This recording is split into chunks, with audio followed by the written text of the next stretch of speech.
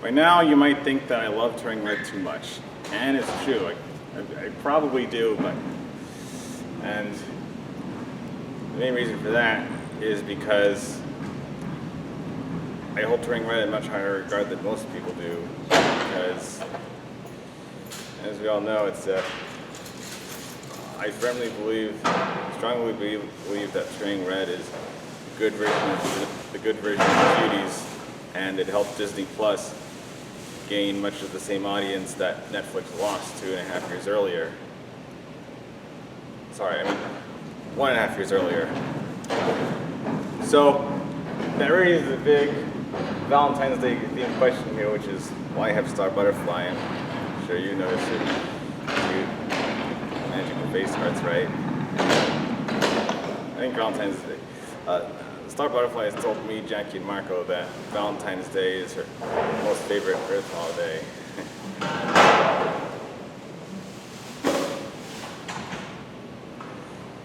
So you might be wondering, Adam, would you still have Turning Red and think it's a greatly awesome film if it wasn't for the existence of Cuties to magnify that? And the answer is yes. I would still like Turning Red as much as I do if it wasn't for Cuties, because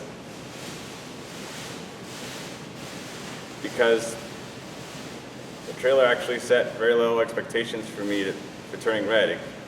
It could have just been another run-of-the-mill coming-of-age story about an animated teenage girl who turns into a red panda. But even without Cuties to contrast with Turning Red on the other side of quality, on the opposite end of the spectrum of quality, in coming-of-age films for a diverse group of 4 teenage girls. Turning Red still surprised me based on what I expected of it from the trailer, because Domi Shi is a fantastic writer and director who does a lot more than just go through the motions of it. She had good writing and good directing for both the animators and the voice actors to give this story a lot more innocent charm and emotional depth than it could have had if it was another boring and basic but tolerable family story, like, say, Escape from Planet Earth, or The Good Dinosaur.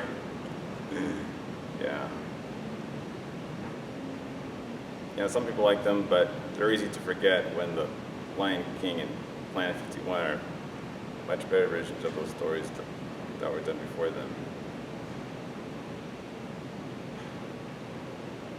So in conclusion, to make a Howie Long story Martin short, I would still have Turning Red without the existence of Cuties for comparison, for contrast. I would still have Turning Red without Cuties for contrast. I would still have Turning Red without the existence of Cuties to contrast with it, because on its own, I didn't expect much, but Turning Red really surprised me with how emotionally resonant it really was. Mei-Lin Lee was at odds with her mom, Ming Lee, because much like that other film I just mentioned, Ming Lee also doesn't want Mei-Lin Lee to sexualize herself in public, and she goes very concerned when she thinks Mei-Lin drew pictures of a boy who took advantage of her.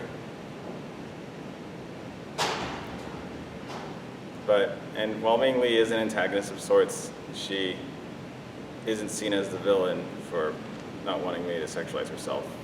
So that's why I'd still have Turning Red without Cuties making it easier for me to see all Turning Red's successes and not take them for granted. Of course, it would be a far less interesting time if I just explained why Turning Red exceeded the expectations that I had from it in the trailer. So that's why I find it a lot more fun and interesting to make videos about Turning Red that contrast it with the Cuties on the opposite spectrum of quality, because I know nobody else on YouTube who is brave enough to make these stark contrasts between these two films in the early 2020s about a diverse group of 14-teenage girls coming of age. Turning Red just has an innocent, funny charm that Cuties doesn't have.